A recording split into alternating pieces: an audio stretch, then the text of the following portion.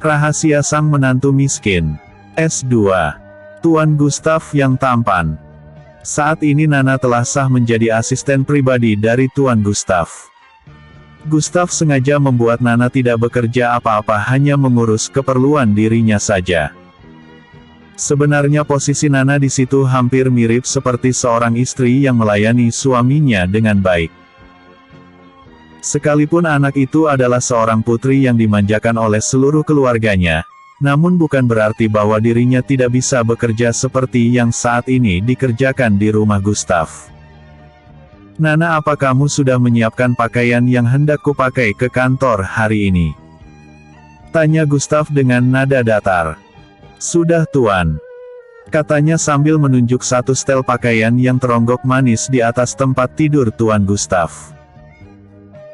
Bahkan Nana juga mengatur warna-warna baru untuk dipakai oleh Gustav, sehingga Nana bukan hanya sebagai asisten pribadi namun juga menjadi perancang baju untuk keperluan tuan muda itu.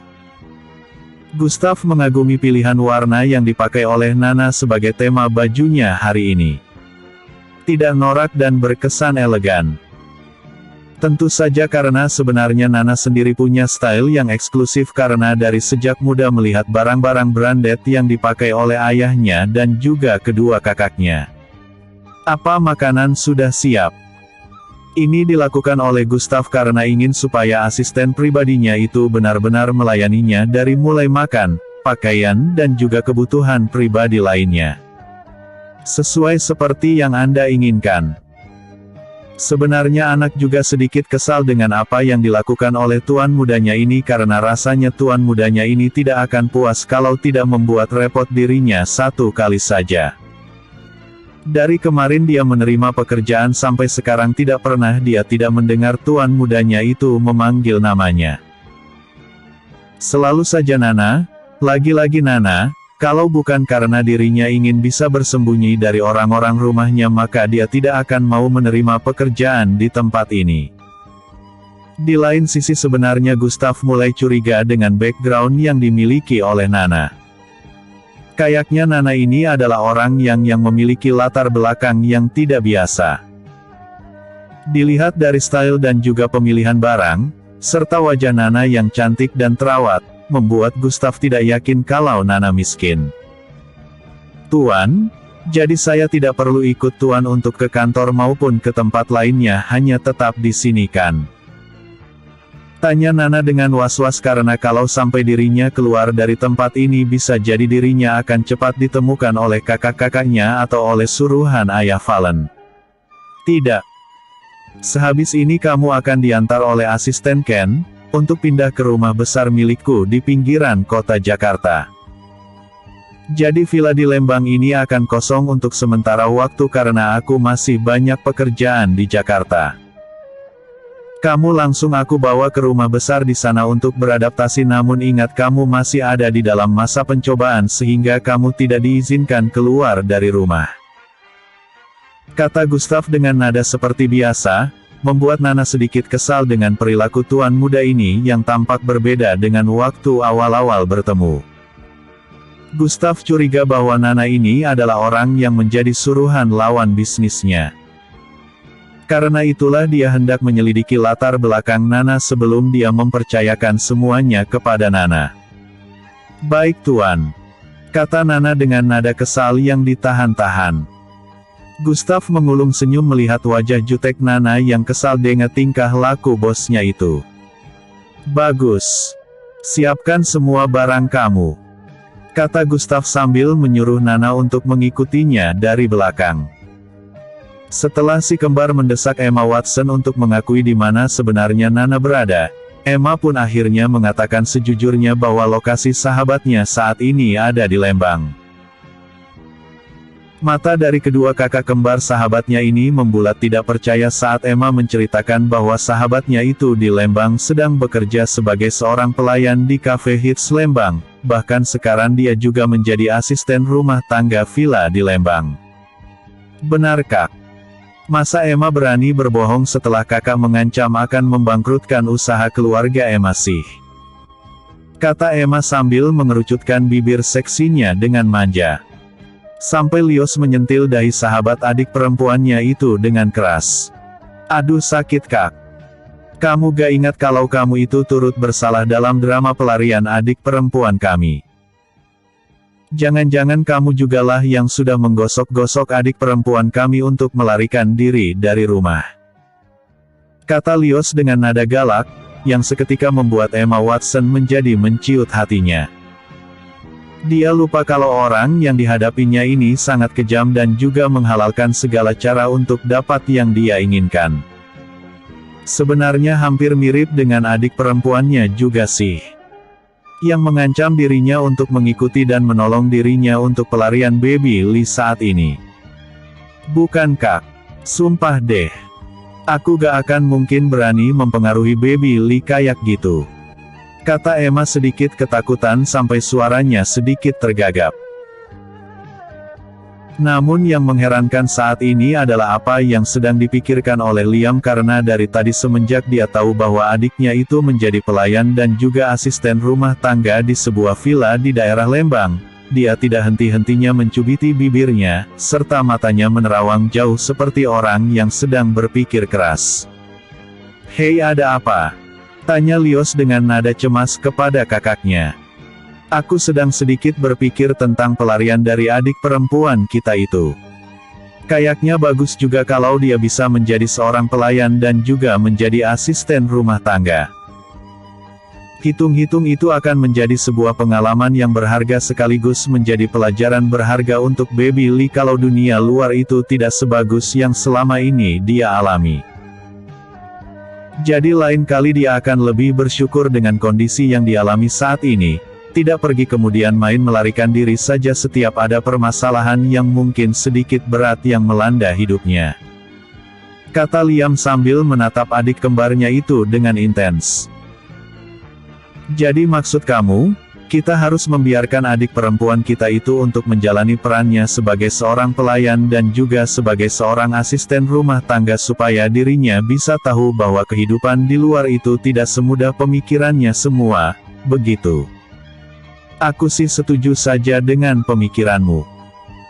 Karena bagaimanapun kita harus menghukum adik perempuan kita itu yang sudah berani-beraninya melarikan diri dan membuat resah dan kalut seluruh keluarga. Tapi kan kamu juga tahu sendiri bahwa ayah Valen itu sangat menyayangi anak perempuan satu-satunya yang bandel itu, begitu pula dengan ibu.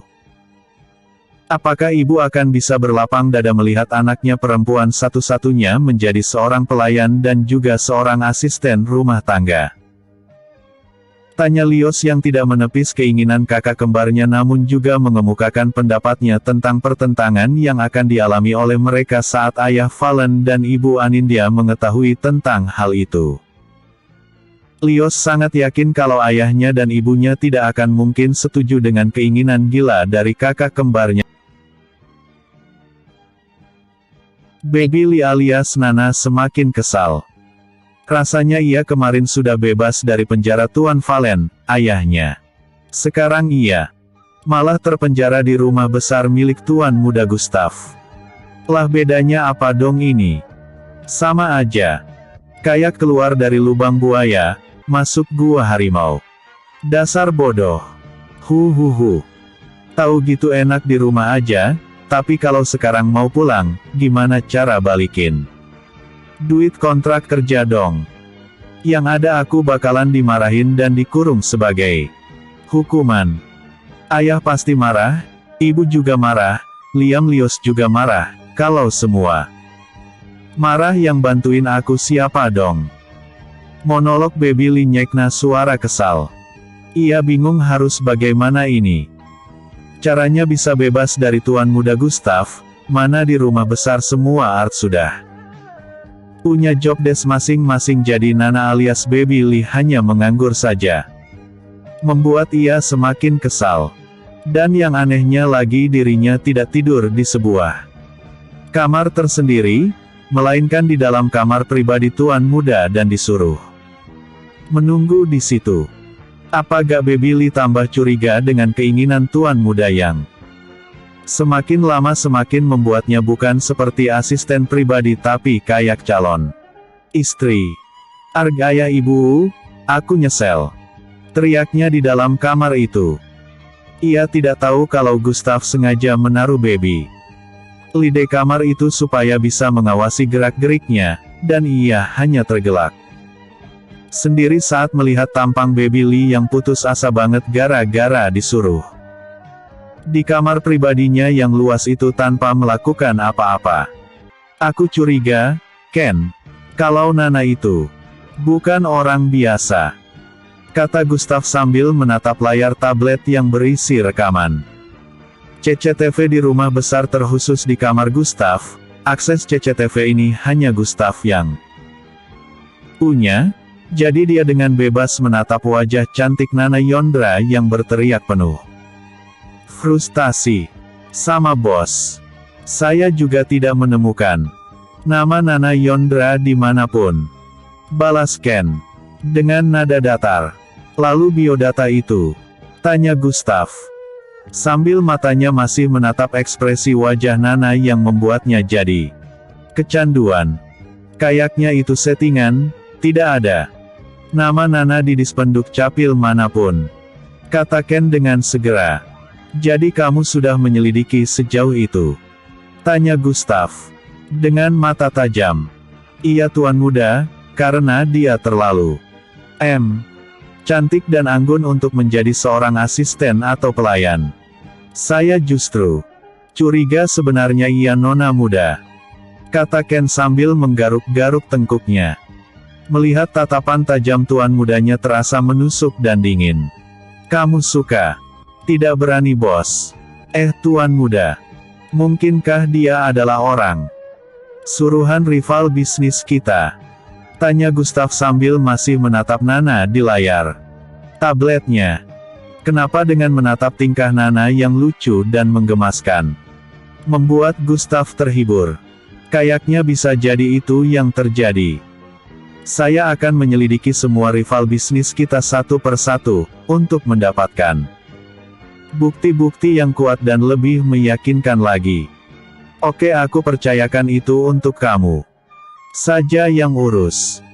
Jangan sampai Ryu tahu tentang itu, daripada nanti dia akan sibuk menggodaku. Kata Gustav sambil mengibaskan tangannya tanda ia tidak ingin diganggu jadi Ken bisa melanjutkan pekerjaannya di luar saja. Ken hanya mengulum senyumnya dan dengan segera meninggalkan Gustav yang masih senyum-senyum melihat Nana alias Baby Lee. Yang sedari tadi ngambek langsung tidur di kasur Gustav dengan santainya. Ayah Valen dan juga Erik yang sudah tidak sabar menantikan apa yang dilakukan Liam dan Lios langsung menghubungi Tuan Wong yang sekarang sebenarnya sudah tidak bekerja sebagai seorang mafia. Dia sekarang beralih profesi sebagai pasukan pengawal khusus, yang bekerja sebagai pelindung orang-orang kaya yang punya masalah dengan keamanan, semacam underground bodyguard serta menjadi informan bagi orang-orang kaya yang membutuhkan info tentang orang-orang yang menjadi rival bisnis mereka. Rick, aku gak mau kalau terjadi sesuatu dengan anak perempuanku itu. Aku juga tidak bisa bilang sejujurnya sama Anin. Takut ia akan kenapa-kenapa. Kata Valen sambil mengusap rambutnya dengan frustasi. Saat ini dirinya ada di rumah besar miliknya. Ia sudah menenangkan Anin dan berkata kalau anak perempuannya itu udah izin kepada dirinya tadi kalau mau pergi dan untuk urusan minuman dengan obat pencahar yang dibuat oleh Baby Lee itu tidak ia beberkan kepada Anin. Takut kalau Anin marah dan kenapa-kenapa. Tenanglah, Tuan Wong juga akan membantu kita dalam melacak keberadaan Baby Lee melalui koneksi-koneksi yang ia miliki kan? Tanya Erik menyabarkan Valen yang resah dan gelisah. Mana anak kembarku yang katanya turut mencari juga tidak datang-datang? Keluh Valen dengan kesal. Ah iya si kembar yang cerdas, aku yakin mereka dapat dengan mudah mendeteksi di mana adiknya. Jangan-jangan mereka hanya tak ingin jujur sama kamu saja, ikut menyembunyikan Baby Lee yang nakal itu. Kata Erik sambil tertawa lepas. Tok tok tok. Anindya Bagaskara yang masih cantik. Di usianya yang sudah hampir menginjak 50 tahun masuk ke ruang kerja Valen. Sambil membawakan minuman dan Tuan Wong juga mengikuti di belakang tubuh istrinya itu. "Hai, kalian sudah menunggu lama?" tanya Tuan Wong dengan nada santai. "Emang mau ada acara apa?" tanya Anin. Dengan tatapan curiga. "Mau mencari." Perkataan Tuan Wong terputus oleh suara Valen yang langsung menjawab pertanyaan istrinya. Dia ingin mencari peluang pekerjaan lain, sayang. Katanya sebelum Tuan Wong menceritakan secara detail apa yang dimaksudkan semula, yaitu mencari keberadaan Baby Lee. Tuan Wong hanya menatap Valen dengan raut bingung, namun Erik langsung mengedipkan mata dan ia langsung tahu kalau Anin belum tahu dengan apa yang ia rencanakan. "Ya udah, kalau begitu, aku akan lanjutkan untuk menyiapkan makan malam, kalian berdua ikut makan di sini saja." "Iya, aku akan menyiapkan double porsi buat kalian," kata Anin sambil berjalan keluar. Ketika Anin sudah benar sampai keluar kamar dan menutup pintunya, Valen langsung menghirup nafas lega karena Anin masih belum tahu tentang keberadaan Baby Lee yang sebenarnya hilang. "Gimana sih?" tanya Tuan Wong, sedikit berbisik. "Kenapa berbisik?" tanya Erik. Menimpali, tapi juga ikut-ikut berbisik. "Soalnya aku takut si Anin masih nguping," kata Tuan Wong dengan berbisik sambil menunjuk ke arah sang menantu miskin. S2. Misi pelarian lagi. Nana memegang ponselnya untuk bisa menghubungi sahabatnya yaitu Emma Watson. Dari penjelasan Emma, Nana sudah tahu bahwa kakak kembarnya mengetahui keberadaan dirinya melalui Emma Watson.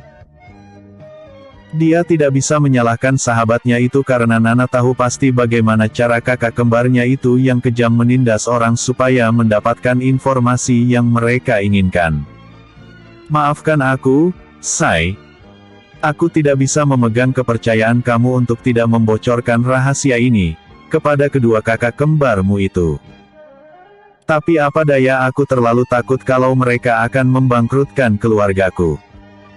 Tentu saja hal ini tidak bisa aku toleransi kalau sampai keluargaku menjadi susah akibat aku tidak mengatakan tentang informasi dirimu. Bahkan mereka memiliki laporan CCTV jalan raya yang memuat saat kamu naik ke dalam mobilku." "Aku terdesak," curhat Emma Watson kepada Nana. Nana yang saat itu masih ada di dalam ruangan kamar tidur milik Tuan Muda Gustav hanya bisa memegang keningnya tanda dia sudah tidak tahu lagi apa yang harus ia lakukan. Sama saja bohong kalau seandainya jejaknya sudah diketahui oleh kedua kakak kembarnya, pasti sebentar lagi dirinya akan dijemput paksa oleh kakak kembarnya yang otoriter itu. Nana mengacak-acak rambutnya dengan frustasi karena dia tambah semakin bingung apa yang harus dia lakukan sekarang. Di satu sisi sekarang dirinya juga masuk di dalam sebuah sangkar emas di mana dirinya juga tidak bisa kemana-mana dengan bebas. Dan lagi dia memiliki kontrak kerja yang denda penaltinya bukan saja puluhan juta rupiah namun sudah mencapai ratusan juta rupiah. Sebenarnya dia juga yakin kalau kedua kakak kembarnya itu akan sanggup membayar denda penalti yang ditagihkan oleh Gustav, tapi di satu sisi lain dia juga malu karena sudah bikin orang rumah kacau balau dengan membuat pengawal setianya meminum obat pencahar dan sakit perut. Sekarang masa keluarganya harus membayar denda penalti yang jumlahnya tidak sedikit. "Emma Watson, kalau begitu sekarang kamu harus mencarikan aku jalan keluar supaya aku bisa bebas dari permasalahan di Tuan Gustav dan juga permasalahanku di rumah," katanya dengan memerintah kepada temannya itu. Padahal temannya sudah berbaik hati untuk memberitahukan tentang apa yang sudah dilakukan oleh kakak kembarnya supaya Nana bisa lebih waspada. "Mana aku tahu. Bisa-bisa kalau mereka tahu aku memberikan kamu jalan keluar lagi untuk melarikan diri, Esoknya aku akan mendapatkan kabar bahwa keluarga aku sudah bangkrut gara-gara ayah Valen marah kepadaku. Belum lagi kedua kakak kembarmu benar-benar menakutkan. Saranku sih lebih baik kamu pulang saja dan bayar denda penalti kamu itu kepada Tuan Gustav menggunakan uang pribadi yang sudah kamu kumpulkan selama ini, kata Emma menyarankan kepada sahabatnya itu.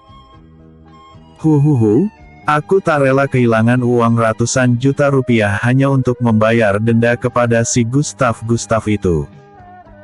Kamu kan tahu bahkan aku belum mendapatkan bayaran sama sekali selama di sini. Rajuk Nana dengan nada manja. Ya ampun Nah. Hello. Emangnya kamu berpikir sudah kerja berapa lama dengan Gustav? Baru saja kerja 2 hari sudah sombong. Palingan kamu juga dapat gaji berapa coba? Enggak cukup buat bayar penalti kontrak kerja di tempat Gustav itu. Teriak Emma dengan nada marah. Sahabatnya ini memang sedikit aneh. Kekayaannya begitu berlimpah tapi dia selalu low profile seperti ini. Sebetulnya dia ini low profile apa bodoh? Batin Emma dengan kesal. Justru itu. Kenapa aku begitu bodoh mau-mau saja bekerja menjadi asisten pribadi dari Gustav ini? Sayangnya statusku sebagai pelarian tidak memungkinkan aku bisa pergi jalan-jalan ke luar negeri bahkan ke kota-kota yang mengharuskan aku naik pesawat atau kendaraan umum karena pasti mereka bisa melacak kepergianku dari catatan itu. Aku belum segitu gilanya bisa mengubah data pribadiku, bisa-bisa bukannya aku melarikan diri dari keluarga malah aku juga harus melarikan diri dari kejaran polisi gara-gara memalsukan surat identitas. Keluh Nana dengan putus asa. Emma Watson pun semakin bingung dengan apa yang hendak dilakukan oleh sahabatnya ini, karena kakak kembar dari sahabatnya ini juga sudah pergi dan tidak memberitahukan langkah apa yang akan diambil oleh kedua kakak kembarnya itu menyangkut kepergian Nana yang secara tiba-tiba dan mengejutkan seluruh keluarga Weston. Menurut kamu kira-kira kedua kakak kembarku akan dapat menemukan diriku di sini atau tidak ya? Tanya Nana dengan bodohnya.